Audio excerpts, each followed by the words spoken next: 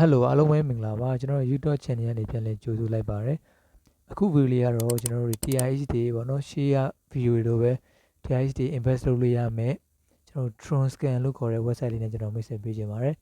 အဲ့တော့အရင်ဆုံးထုံးစံတိုင်းပဲကျွန်တော်တို့ register ဘိုင်းလို့ရင်သွားလိုက်မယ်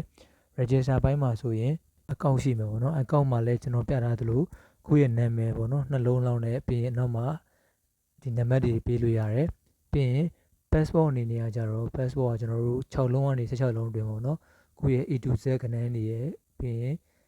1 to 3ပေါ့နော်1 to 10ပေါ့အဲ့နံပါတ်တွေနဲ့ပေးလို့ရတယ် passport ကပြီးရင် area code အနေနဲ့ကကြတော့ကျွန်တော်ရဲ့ Burmese ပေါ့နော် Burmese ကျွန်တော် +95 လေးရွေးပြီးတော့မိတ်ဆွေများကိုယ့်ရဲ့ဖုန်းနံပါတ်ထည့်နိုင်တယ်ဒါအပြင်နောက်ဆုံးမှာတော့ email လေးပဲထည့်ပြီးတော့ကျွန်တော် register နှိပ်လိုက်ပါမယ်နော်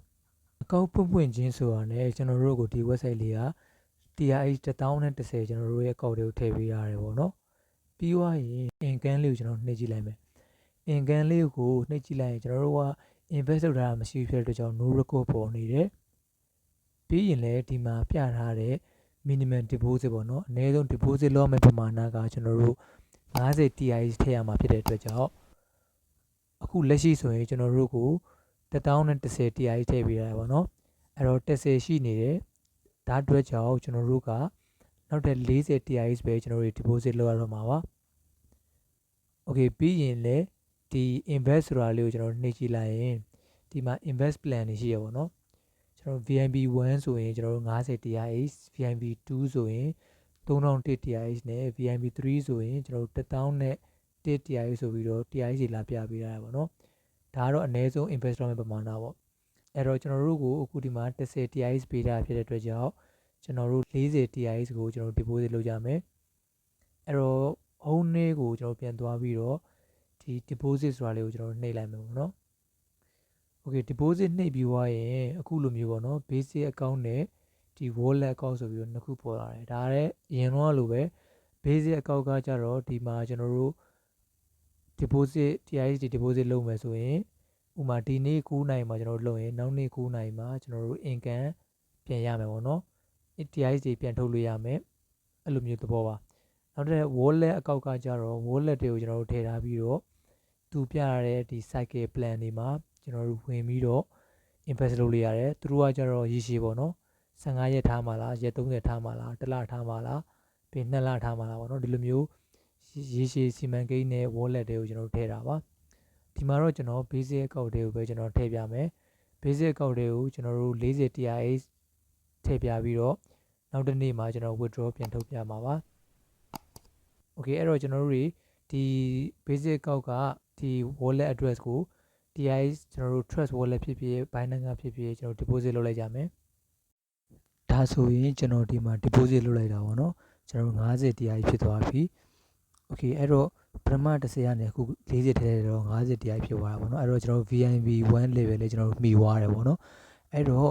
ထုံးစံတိုင်းပဲကျွန်တော် basic account တွေထည့်တာဖြစ်တဲ့အတွက်ကြောင့်ကျွန်တော်တို့တရက်တော့ဆောက်ရပါတယ်တရက်ဆောက်ပြီးမှ daily income အနေနဲ့နေ့စဉ်ပြန်ယူလို့ရမှာပါဆိုတော့မိတ်ဆွေများကျွန်တော်တို့ဒီနေ့9နိုင်မှာကျွန်တော်တို့ invest လုပ်လိုက်တယ်ဆိုရင်နောက်နေ့9နိုင်ကျရင်ကျွန်တော်တို့ထုတ်လို့ရပါပြီ okay ဒီမှာဆိုရင်ကျွန်တော်မနေ့ကလေးอ่ะပေါ့နော်ကျွန်တော်တို့50 TRX VIP 1အနေနဲ့ကျွန်တော်ရှိခဲ့တာအဲ့တော့နောက်တစ်နေ့မှာကျွန်တော် income ကိုသွားနေကြည့်ရတော့အခုလိုမျိုးပေါ့နော်ဒီမှာ4 TRX နဲ့ကျွန်တော်တို့ income receipt ဆိုပြီးလာပြနေပေါ့နော်ဒါကတော့ကျွန်တော်တို့နောက်တစ်နေ့ပြီးတစ်နေ့တိုင်းကျွန်တော်တို့ကဒီ income လေးမှာလာယူရမှာပါ automatic တော့ကျွန်တော်တို့ရဲ့ဒီ balance တွေကိုဝင်မနေဘူးပေါ့နော်ကျွန်တော်တို့က income နဲ့လာတယ်ပြီးရင် receipt လေးကိုကျွန်တော်နှိပ်မယ် okay ဒါဆိုရင်ကျွန်တော်တို့4 TRX ကျွန်တော်တို့ယူပြီးပါပြီပေါ့နော် home ကိုပြန်သွားလိုက်ရင်လည်းဒီမှာကျွန်တော်တို့50 TRX ကနေပြီးအခု54 TRX ဖြစ်တယ်ပေါ့နော်ဒီ TRX ကိုလည်းကျွန်တော်တို့withdraw ထုတ်လို့ရပါတယ်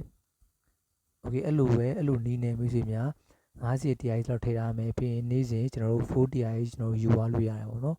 ကျွန်တော်အရင်လည်းမြန်မြန်ကျေနိုင်တဲ့ပြင်ကိုအမြက်လည်းရနိုင်မှာပါ okay အဲ့တော့ကျွန်တော်ဒီမှာကျွန်တော် withdraw လေးကိုကျွန်တော်ထည့်ပြောပြပါမယ်အဲ့တော့ withdraw လေးကျွန်တော်နှိပ်ကြည့်မယ် okay ဒါဆိုရင် need trade ပေါ့နော်ကျွန်တော်တို့ invest လုပ်ဖို့လိုအပ်တာကျွန်တော်40 TRX ဆိုတော့ကျွန်တော်တို့ထည့်ခဲ့ပြီးပါပြီအဲ့တော့မှ daily withdrawal ကကျွန်တော်တို့တစ်ချိန်ရတယ်ပေါ့နော်ကျွန်တော်တစ်ချိန်မှမထုတ်ရသေးဘူးပြီးရင် allow withdrawal ပေါ့နော်ကျွန်တော်တို့သူတို့ withdraw ခွင့်ပြုလားဆိုတော့လည်း yes လို့ဖြေရတော့သူတို့ကခွင့်ပြုတယ်ပေါ့အဲ့တော့ ဒီမှာပြထားသလိုပဲဒီ minimal withdrawal ပေါ့နော် minimal အနည်းဆုံးထုတ်အောင်မဲ့ပမာဏက10 TRX ဆိုကျွန်တော်ထုတ်လို့ရပြီဒါပေမဲ့ကျွန်တော်မှာလက်ရှိ4 TRX ပဲဖြစ်တဲ့အတွက်ကြောင့်ကျွန်တော်တို့ထုတ်လို့မရသေးဘူးပေါ့နော်နောက်ထပ်2ရက်3ရက်လောက်ဆိုရင်တော့ကျွန်တော်တို့ထုတ်လို့ရမယ်ပေါ့နော်ဒီနီးနဲ့ပဲကျွန်တော်တို့ withdraw ထုတ်လို့ရမယ် okay နောက်တစ်ခုကကျတော့ကျွန်တော်ပြပြချင်တာကတော့ဒီမှာဒီ share friends လေးပါ share friends ကကြတော့မိတ်ဆွေများအရေးကြီးပါတယ်ကိုယ့်ရဲ့ဒီ copy link ကိုမိတ်ဆွေများကိုယ့်ရဲ့ friends တွေကိုပေါ့နော် share ခြင်းအဖြစ် commission တွေအနေနဲ့တော်တော်များများကိုကျွန်တော်လက်ခံရရှိမှာပါအဲ့တော့မိတ်ဆွေများလည်းဒီ TRX website လေးမှာကျွန်တော်တော့ try စီစေချင်တယ်ဘာလို့ဆိုတော့အရင် TRX website တွေလည်းတကယ်ကိုတော်တော်များများကိုကျွန်တော်တို့အတွက်အမြတ်ရခဲ့တဲ့ website တွေရှိရပါတော့အဲ့တော့ဒီ TRX website လေးကိုလည်းချိန်ရှိတုန်းလေးကျွန်တော် try နာစေချင်ပါတယ်အဲ့တော့ကောက်ဖွင့်နေတယ်ဆိုရင်လည်းကျွန်တော် video description မှာ link လေးချပေးထားတယ်အဲ့ကနေပြီးတော့အကောင့်တော့ဖွင့်နိုင်ပြီးတော့ဒီ website နဲ့ပတ်သက်လို့နားမလည်တာရှိခဲ့ရင်လည်းကျွန်တော်ကို comment မှာတေချာအသေးစိတ်မေးခဲ့နိုင်ပါတယ်ဗျအဲ့တော့မိတ်ဆွေများအားလုံးလည်းဒီ website လေးထဲမှာ invest လုပ်ပြီးတော့အကျိုးမြတ်များရကြပါစေလို့ပြောချင်ရင်းနဲ့ပဲကျွန်တော်ရဲ့ video လေးကိုဒီမှာပဲဆုံးသက်လိုက်ပါရနော်မိတ်ဆွေများအားလုံးဆင်ပြေကြပါစေဗျ